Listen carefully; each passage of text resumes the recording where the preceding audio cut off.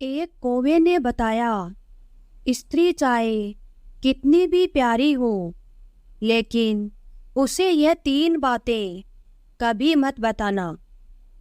तो आइए जानते हैं कौवे ने ऐसा क्यों कहा।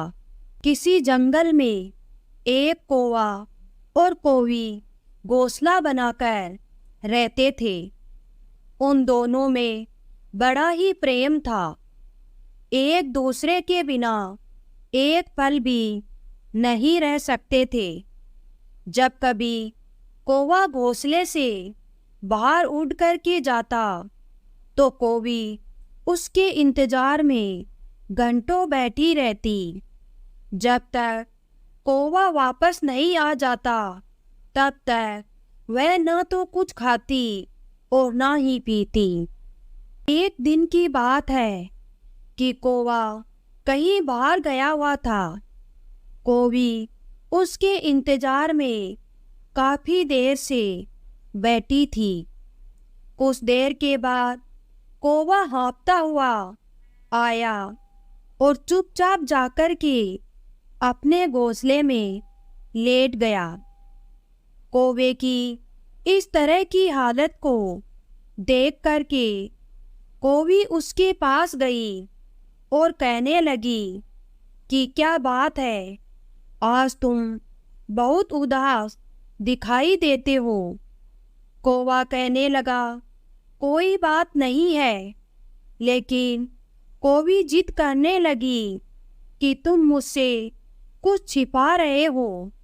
बार बार कौवी के जिद करने पर कौवा कहने लगा, तुम मुझसे अगर कुछ पूछना ही चाहती हो तो इससे पहले मैं तुम्हें एक कहानी सुनाता हूँ। उस कहानी को तुम ठीक से समझ लो। इसके बाद तुम चाहे जैसा उचित लगे वैसा करना। कौवा कहानी सुनाने लगा। कौवा कहने लगा कि किसी राज्य में एक राजा और रानी रहते थे। राज्य में हर तरह की सुख सुविधाएं थी। घोड़े, दास, दासियां, अनेक तरह का धन दौलत उनके पास सब कुछ था। यदि उनके पास कुछ नहीं था तो वह थी संतान। इसी कारण से राजा और रानी दोनों बहुत ही चिंतित रहते थे। उस राजा और रानी ने अनेक तरह के धार्मिक अनुष्ठान किए, जप तप किया, अनेक तरह की पूजा पाठ किए, लेकिन कोई फायदा नहीं हुआ। राजा रानी दोनों बुढ़ापे की ओर बढ़ते गए।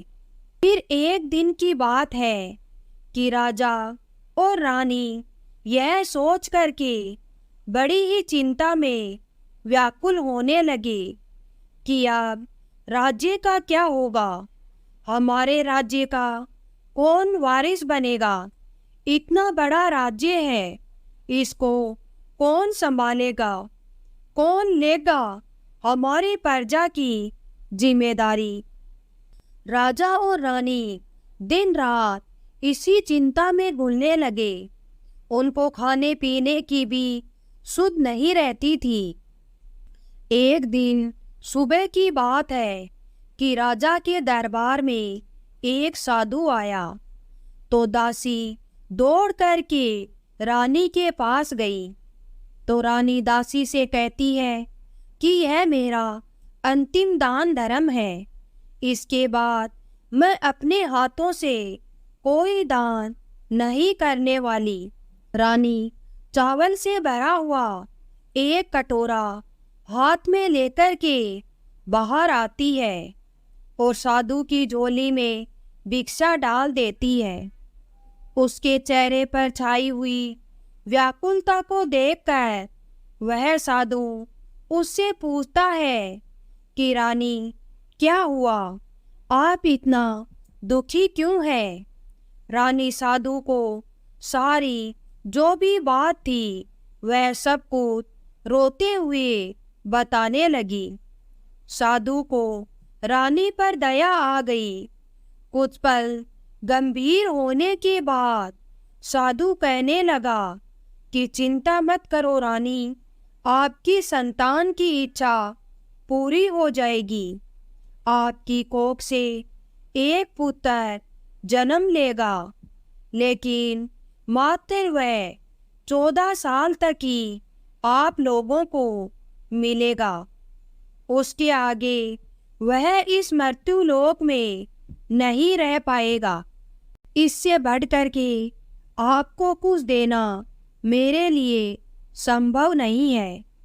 अपनी बात पूरी करते करते उसने अपनी झोली में हाथ डाला और थोड़े से चावल निकाल करके रानी को दे दिए और कहा कि आप और राजा दोनों इस चावल की खीर बनाकर खा लेना, इससे तुम्हें पुत्र की जल्दी प्राप्ति होगी। इतना कह करके वह साधु वहां से चला गया।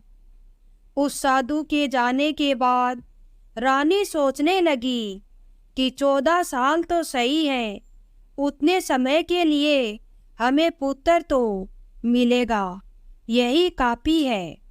उतने साल तक मैं उसे जी जान से बड़ा करूँगी, उसका पालन पोषण करूँगी, उसे बहुत प्यार करूँगी, उसे दुलार करूँगी और अपनी संतान की जो हमारे मन में इतने दिनों से इच्छा मरी पड़ी हुई थी वह भी जीवित हो जाएगी।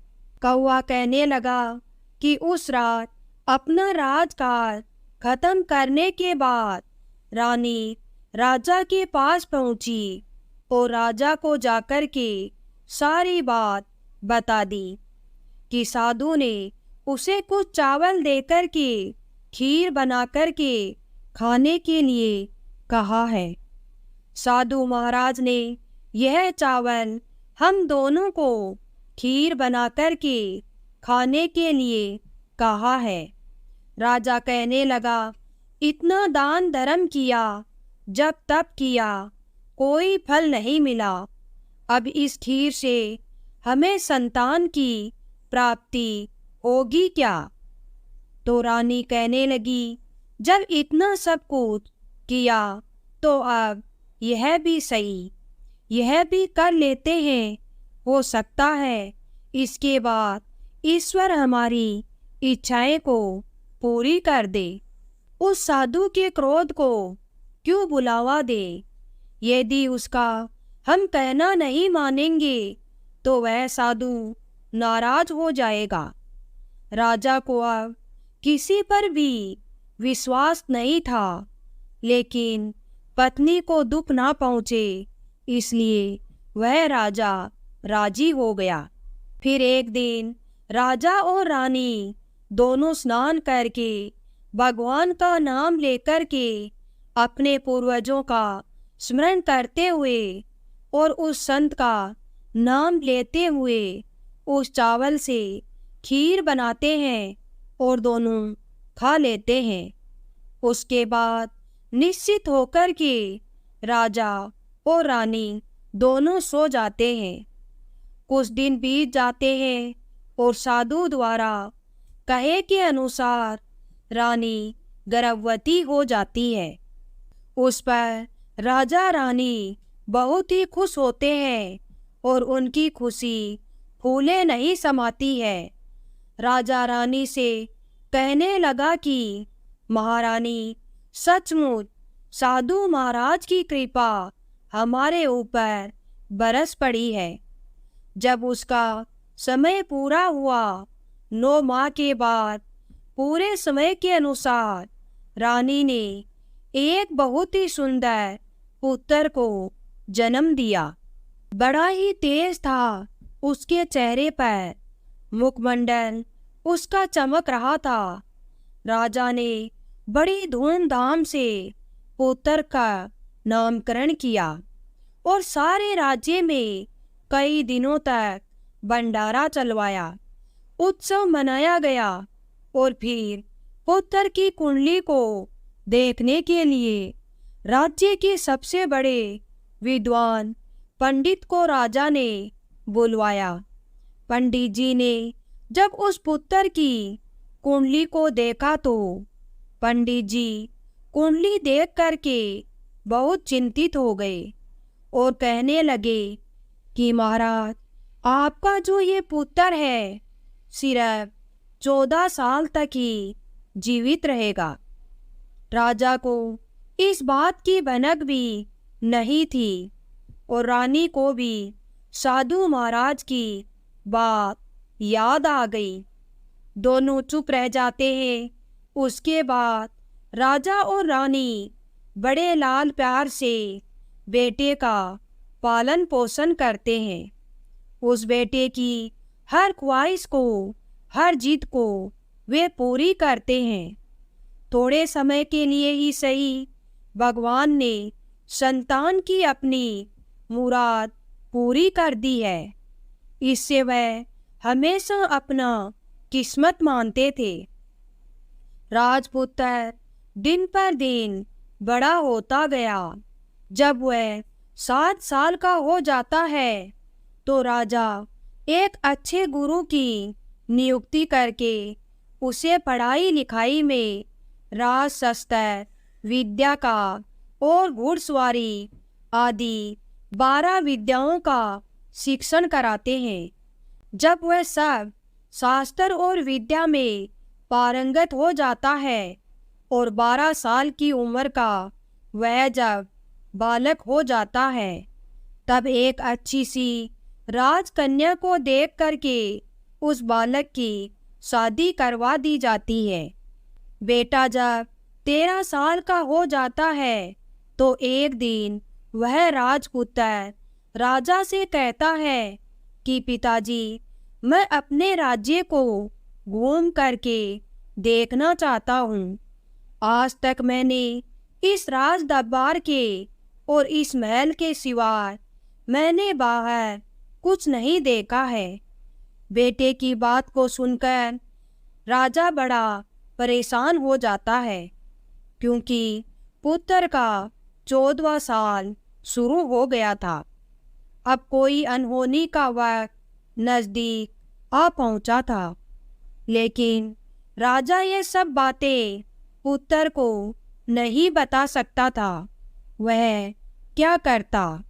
चेहरे पर खुशी ला कर के बेटे से कहता है, हाँ हाँ जरूर जाओ बेटा, तुम्हें अपना सारा राज्य घूम करके देखना चाहिए। कहाँ क्या है यह सब जानना बहुत जरूरी है। कल को मेरे बाद तुमको ही तो इस राज्य का राजा बनना है। लेकिन मात्र एक बात का ध्यान रखना, तुम जहाँ जा रहे हो, क्या कर रहे हो, यह बात अपनी पत्नी को कभी मत बताना। पुत्र कहता है, ठीक है पिताजी, आपने जो भी कहा मैं वैसा ही करूँगा। इसका आगे का पार्ट देखने के लिए अगला वीडियो ज़रूर देखें कि आगे राजपुत्र के साथ ऐसा क्या होता है कि वो 14 साल ही जीवित रह पाता है।